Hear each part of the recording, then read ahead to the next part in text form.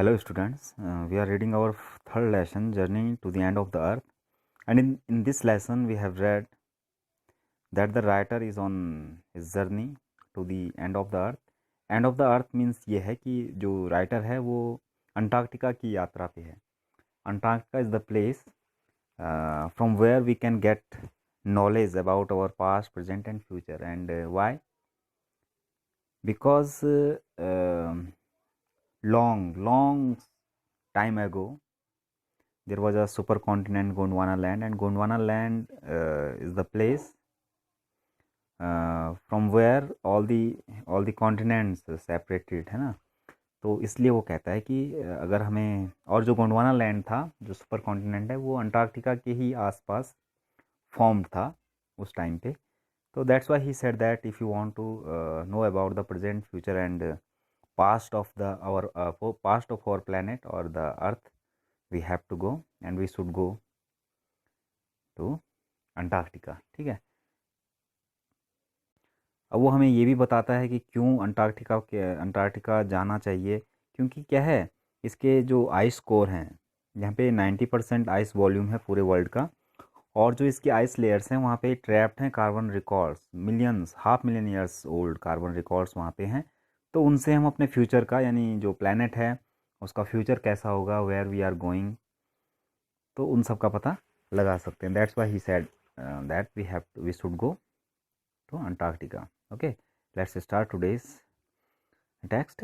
Students on Ice, the program I was working with on the Sokolasky, aims to do exactly this by taking high school students to the end of the world and providing them with inspiring educational opportunities which will help them foster a new understanding and respect for our planet. तो ये जो programme है जिसके तहत जो है सोकोलास्की जो vessel है वो इस अंटार्कटिका जो कॉन्टिनेंट है वहाँ पे आया था, और अंटार्कटिका के इस मिशन पे जो है हाई स्कूल स्टूडेंट्स को अपने साथ में लाया गया था. क्यों?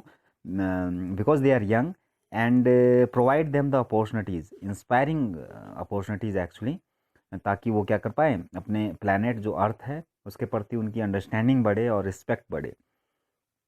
Okay. It's been in operation for 6 years now, headed by Canadian Geoff Green, who got tired of carting celebrities and retired rich curiosity seekers who could only give back in a limited way. With students on ice, he offers the future generation of policymakers a life-changing experience at an age when they are ready to observe, learn and most importantly act. तो जो इस programme का head है वो Canadian है, Geoff green, और वो कहता है कि ही गॉट टायर्ड, वो थक चुका था, क्योंकि इस प्रोग्राम पे पहले वो सेलिब्रिटीज़ को लाता था, रिटायर्ड लोगों को लाता था, और क्यूरियोसिटी सीकर्स जो होते हैं जिनको उत्सुकता रहती है उनको लाता था, लेकिन वो जो है कभी भी वापस बैक नहीं करते थे अपनी नॉलेज को वो बांटते नहीं थे, उसको इम्प्रूव नहीं करते थे. लेकिन स्टूडेंट्स को लाकर, जो फ्यूचर जनरेशन है उसको लाकर, क्योंकि जो फ्यूचर जनरेशन है वही जो है बाद में पॉलिसी मेकर्स बनते हैं, तो उनको एक लाइफ चेंजिंग एक्सपीरियंस वो देता है अंटार्कटिका लाकर, क्योंकि इस उम्र में जो है बच्चे वो रेडी होते हैं ऑब्जर्व करने के लिए, सीखने के लिए, और जो सबसे इम्पोर्टेंट है वो है एक्ट, यानी एग्जीक्यूट करने के लिए अपनी थिंकिंग को. The reason the program has been so successful in because it is impossible to go anywhere near the South Pole and not be affected by it. And the reason behind the success of this program, इस programme की success के पीछे क्या कारण था कि कोई भी आदमी अगर वो साउथ पोल पे जाए या अंटार्कटिका जाए और उससे अफेक्ट उसको ना पड़े, इफेक्ट ना हो, ऐसा कभी हो नहीं सकता, क्योंकि वो कॉन्टिनेंट ही ऐसा है. It's easy to be blasé about polar ice caps melting while sitting in the comfort zone of our respective latitude and longitude, but when you can visibly see glaciers retreating and ice shelves collapsing, you begin to realize that the threat of global warming is very real. यानी अपने comfort zone में, यहाँ पे comfort zone आया है, तो comfort zone मतलब when we watch in TVs और when we see in any जो मीडिया के लोग हैं या न्यूज़ चैनल्स हैं, वहाँ पे जब हम देखते या सुनते हैं कि आइस कैप्स जो है मेल्ट हो रही हैं, रिस्पेक्टिव लैटिट्यूड एंड लॉन्गिट्यूड का मतलब है कि जो लैटिट्यूड और लॉन्गिट्यूड होते हैं वर्ल्ड मैप पे, आपने ग्लोब पे देखे होंगे, कुछ लाइनें जो हैं वर्टिकली डाली जाती हैं और कुछ हॉरिजेंटली होती हैं, लैटिट्यूड और लॉन्गिट्यूड उनको कहते हैं। तो वहाँ पर अपने कंफर्ट जोन में बैठकर आराम से टीवी पे या न्यूज़ चैनल्स पे जो है आइस मेल्टिंग की खबरें सुनना या उस बारे में अपने अपने अपने व्यूज़ रखना, दैट इज़ ईजी। लेकिन जब आप विजिबली देखते हैं, अपनी आंखों के सामने देखते हैं कि ग्लेशियर्स क्या हो रहे हैं, रिट्रीट हो रहे हैं। रिट्रीट का मतलब होता है पीछे खिसकना, गो बैक, बैकवर्ड होते हैं यानी पिघल जाते हैं, और आइस शेल्फ जो है कोलैप्स हो रही हैं, बड़ी बड़ी जो आइस शीट्स हैं वो कोलैप्स होके गिर रही हैं। तो तब आपको रियलाइज़ होता है कि जो ग्लोबल वार्मिंग का थ्रेट है वो कितना वास्तविक है। Antarctica, because of our simple ecosystem and lack of biodiversity, is the perfect place to study how little changes in the environment can have big repercussions. अब रिपरक्यूशंस का मतलब होता है रिजल्ट्स। रिजल्ट्स कहते हैं रिपरक्यूशंस को, किसी कारण से जो रिजल्ट हमें मिलता है उसको कहते हैं। तो अंटार्कटिका का क्या है, it has a simple ecosystem. यहाँ का जो इकोसिस्टम है इट इज़ वेरी सिंपल। अब सिंपल क्यों है, because there is no human population, और जो बायोडाइवर्सिटी है, लैक ऑफ बायोडाइवर्सिटी, डाइवर्सिटी भी नहीं है बायो में, बायोलॉजिकली सिंपल सिस्टम है यहाँ का। बायोडाइवर्सिटी क्या होती है, यानी जब किसी एरिया को हम लेते हैं और वहाँ पे अलग अलग जो प्रजाति के लोग और पशु पक्षी और जो वनस्पति है वो अगर पाए जाते हैं तो कहते हैं कि बायोडाइवर्सिटी है। लेकिन अगर सिंपल यानी कुछ ही प्रजाति के पौधे, कुछ ही प्रजाति के जीव अगर किसी स्थान पर मिलते हैं तो it means that place has a lack of biodiversity. ठीक है। तो जो अंटार्कटिका है वहाँ की बायोडाइवर्सिटी बहुत कम है ही नहीं, कम है बायोडाइवर्सिटी। तो दैट्स वाई ये परफेक्ट स्थान है, परफेक्ट प्लेस है कि स्टडी करने के लिए कि एनवायरनमेंट में अगर थोड़ा सा भी चेंजेज आता है तो इनका कारण बहुत बड़ा होता है। यानी कहते हैं कि अगर 1 डिग्री टेम्परेचर पूरे ग्लोब का, अर्थ का बढ़ता है तो अंटार्कटिका पे बहुत बड़ा एक आइसबर्ग्स जो हैं वो पिघल जाते हैं, या जो ग्लेशियर हैं वो रिट्रीट कर जाते हैं। तो वहाँ पे बहुत बड़ा कारण दिखाई देता है। हालांकि हमें महसूस नहीं होता 1 डिग्री प्लस माइनस का, लेकिन अंटार्कटिका पे एकदम से पता लग जाता है। ठीक है।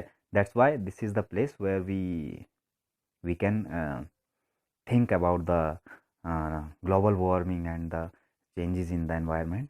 अब कहता है कि take the microscopic phytoplankton. Phytoplankton एक माइक्रोस्कोपिक क्या है, एक ग्रास है, those grass of the sea, जो कि समुद्र में पाई जाती है, that nourish and sustain the entire southern ocean food chain. और ये छोटा सा सिंगल सेल ये प्लांट है, बहुत सारे सेल्स होते हैं, सेल्स से बने होते हैं पौधे या जीव जो भी होते हैं, लेकिन ये सिंगल सेल प्लांट है फाइटोप्लैंक्टन, और ये नरिश करता है। नरिश का मीन्स होता है उसको पोषित करता है, यानी जो फूड चेन है साउदर्न ओशन की, वो फूड चेन पूरी की पूरी फाइटोप्लैंक्टन के ऊपर निर्भर है, डिपेंड करती है।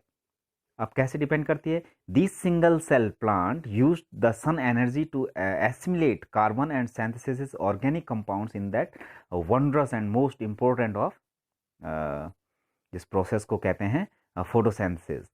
तो जो फोटोसिंथेसिस की जो प्रोसेस है उसको, इस प्लांट के कारण ही वो फोटोसिंथेसिस होती है।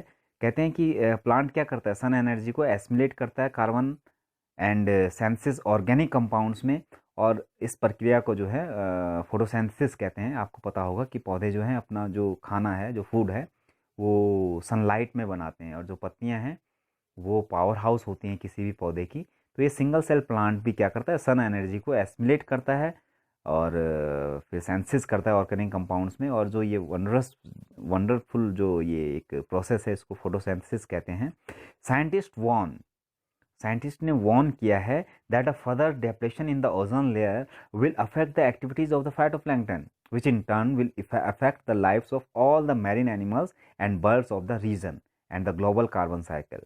In the parable of the phytoplankton, there is a great metaphor for existence. Take care of the small things and the big things will fall into place. Means अब scientist जो है Warne किया उन्होंने कि अगर ozone layer जो है उसमें और डिप्लेशन आता है, और कमी आती है, और ख़राब होती है ओजोन लेयर, तो फाइटोप्लैंक्टन की जो एक्टिविटीज़ हैं वो अफेक्ट होंगी, और जिसका प्रभाव पड़ेगा पूरे जो रीजन है, जो मरीन एनिमल्स हैं, समुद्री जीव हैं, पक्षी हैं, इन सब पे प्रभाव पड़ेगा और कार्बन साइकिल जो है ग्लोब का वो प्रभावित होगा।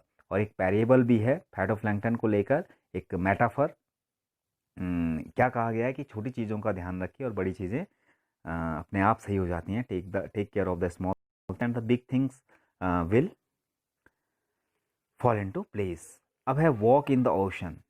वॉक इन द ओशन का मतलब है कि समुद्र के ऊपर चलना। We will read it in the next session.